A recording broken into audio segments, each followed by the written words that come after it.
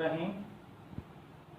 अस्सलामुअलैकुम social media के दोस्तों, आपका होस्ट आपका दोस्त दिलदार सैयद आपसे मुखातिब। जी हाँ, आज मैं एक ऐसी पर्सनैलिटी, ऐसी शख्सियत, ऐसी हस्ती के पास गांव सुल्तान की में आया हूँ जो किसी तारफ़ के मोहताज नहीं।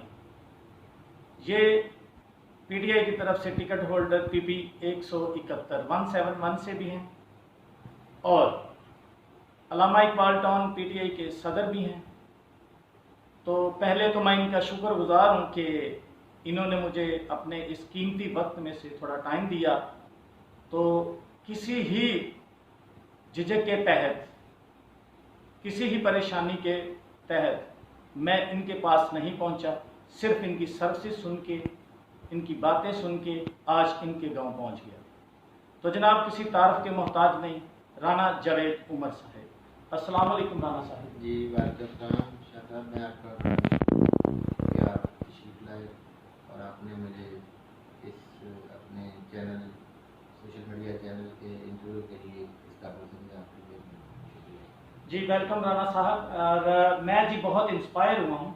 मेरे एक इमेज बना हुआ था सवालात का कि मैं आपसे फ़लाँ सवाल पूछूंगा, फ़लाँ पूछूंगा, लेकिन जब यहाँ पे मैं पहुँचा तो कम अज़ कम 100 से ज़्यादा तादाद थी साइलिन की। आपने बड़े एहसन अंदाज से, अपने सब्र और तहम्मुल से सब लोगों के मसाइल ही नहीं सुने, उनकी सलूशन निकाली। मैं बहुत इंस्पायर हूँ, रियली बहुत इंस्पायर हूँ। मैं अगर ऐसा भी कर सकता था कि वहाँ एक एक्टिंग की तरह जस्ट सब लोगों के अपना इंटरव्यूज़ लेता, लेकिन ऐसा नहीं। अल्हम्दुलिल्लाह मेरे सोशल मीडिया के दोस्त, मेरे फ्रेंड्स, मेरे जितने भी बहन भाई सोशल मीडिया पे मुझे सुनते हैं, फॉलो करते हैं, मुझे उन पे ट्रस्ट है कि वो मेरी बात का यकीन करें। और अभी भी काफ़ी लोग बैठे हुए हैं, आपने फिर भी टाइम मुझे दिया थोड़ा सा 10-15 मिनट के लिए, ताकि मैं आपसे अपनी बात कर सकूं। तो मेरा सबसे पहला आपसे ये सवाल है कि आप कैसे मैनेज कर रहे हैं। आप लाहौर में आपकी रेजिडेंस भी है और वहाँ भी आप अल्लामा इकबाल टाउन के पीटीआई के सदर भी हैं, वहाँ से भी आपके मसाइल होते होंगे लोगों के जो सुनते हैं, यहाँ भी, ये दोनों जगहों पे कैसे आप मैनेज करते हैं?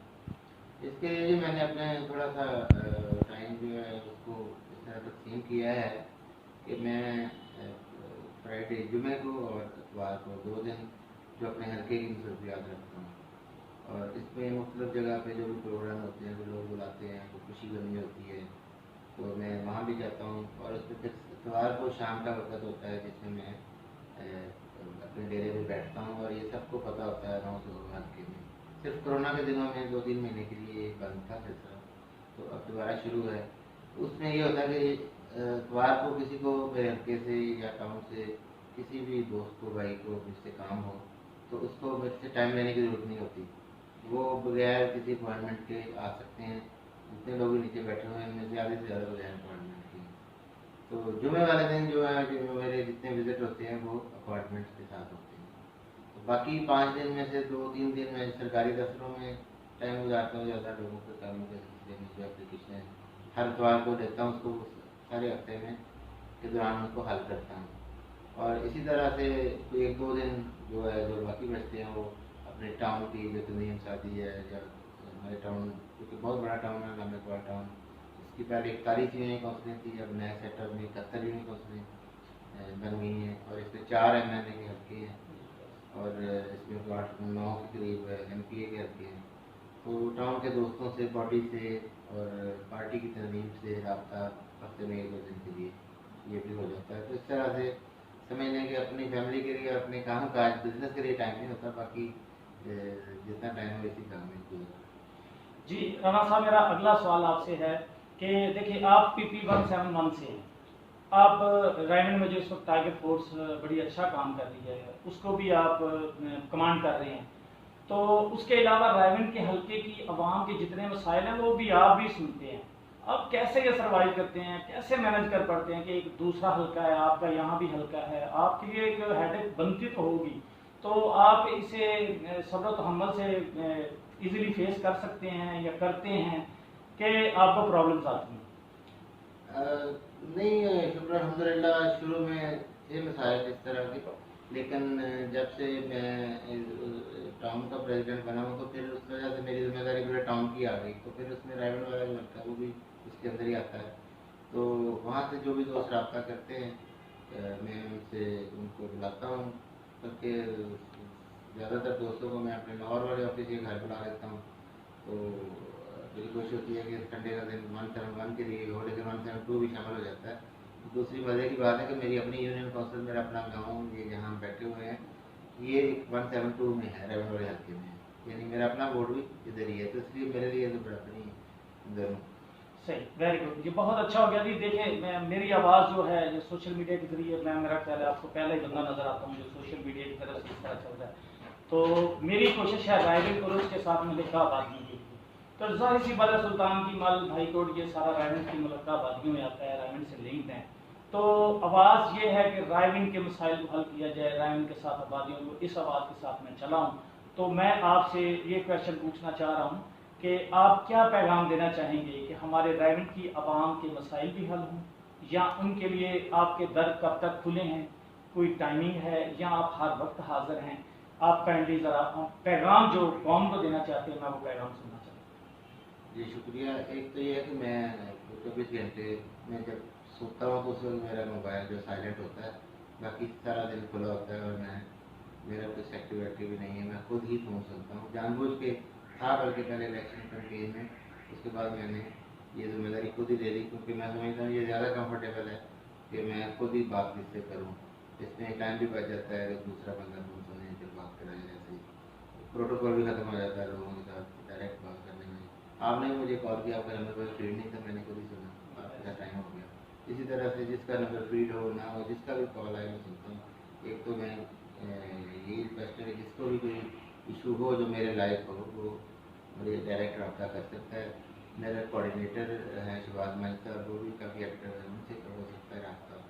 मैं अगर लाहौर में मेरी रहाइश है, बच्चे मेरे उधर पढ़ते हैं, तो मेरे जो भाई हैं तीनों वो इधर ही रहते हैं गाँव में, तो वो भी सारा यही काम करते रहते हैं, रोज़ जो भी आते जाते हैं संडे या फ्राइडे के अलावा भी। तो बाकी रायगढ़ के लिए जो है वो मसाइल बहुत ज़्यादा हैं। रायगढ़ के जितना बड़ा शहर है, उसका नाम है, स्टेटस है, जितनी आबादी है, उतना उस पर कोई इन्वेस्टमेंट नहीं की गई। जो कोई की भी गई है उसका हमें पता नहीं। मतलब रायगढ़ का सीवरेज का मसला ही नहीं हल हो सका पिछले 3-4 दफ़ा से जो लोग मुसलसल इलेक्ट हो रहे हैं, तो ज़ाहिर है उन्होंने प्लानिंग नहीं की। मैं किसी पे कोई इल्ज़ाम नहीं लगाना चाहता करप्शन का, लेकिन मिस मैनेजमेंट तो है, चलो करप्शन हम ना भी कहें। तो अब ये इसको जो इस वक्त सबसे बड़ा मसला सीवरेज का है उसका, तो उसके लिए हमने ये किया है कि हमने मीटिंग की हैं बड़े हाई लेवल पे। इस वक्त हमने ये एरिया जो रायगढ़ और इसके इर्द गिर्द जितने भी एरिया है, मेरा अपना हल्का ये सारे वासा के कंट्रोल से बाहर थे।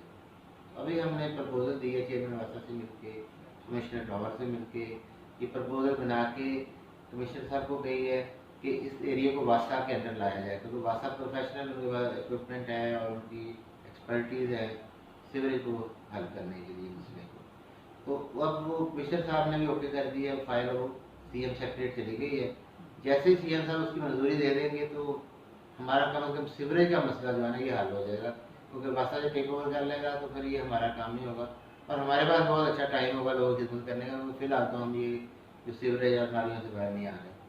वेरी गुड जी, बहुत अच्छा, माशाल्लाह आपकी कोशिश को सराहता हूँ। वो मुझे शेर याद आ गया कि अकेला ही चला था जाते मंजिल, लोग मिलते गए, कारवां बनता गया। तो आप इस कारवां का हिस्सा हैं जो रायगढ़ में मसाइल हैं। मेरा आखिरी आपसे सवाल, ये एक पर्सनली सा सवाल होता है, आप कह सकते हैं, आप इतनी ज़्यादा जद्दोजहद करते हैं, आप इतनी मेहनत करते हैं, लोगों के मसाइल आज मेरे सामने भी इतने ज़्यादा सुने और अभी बैठे भी हैं, इसके बावजूद आप, आपकी ब्यूटी का राज क्या है? अपने आप को फिट कैसे रखते हैं? आप माशाल्लाह खूबसूरत हैं और अपने आप की केयर कैसे करते हैं? मैं अपनी कोई केयर नहीं करता, तो अल्लाह मियाँ के हाथ से भी मैं फिट फुट भी इतना नहीं हूँ, मेरा वजन बहुत ज़्यादा बड़ा हुआ है। क्योंकि अब आज मैं सुबह से जहाँ भी गया वहाँ से या कोई 7 अप कोक पिलाता है या कोई मीठा कोई जूस पिलाता है, तो बिस्किट खिला देता है, तो इसका नुकसान या ओवर वेट हो रहा है। बाकी मैं कोई खास कुछ नहीं करता, तो अल्लाह का करम है, मेरी तरफ से कुछ नहीं। बहुत शुक्रिया जी राणा साहब, आपने बहुत मुझे कीमती टाइम दिया अपना। सोशल मीडिया के दोस्तों, आपका भी मशकूर हूँ, दुआ में याद रखिएगा। अल्लाह हाफिज़, पाकिस्तान जिंदाबाद। शुक्रिया।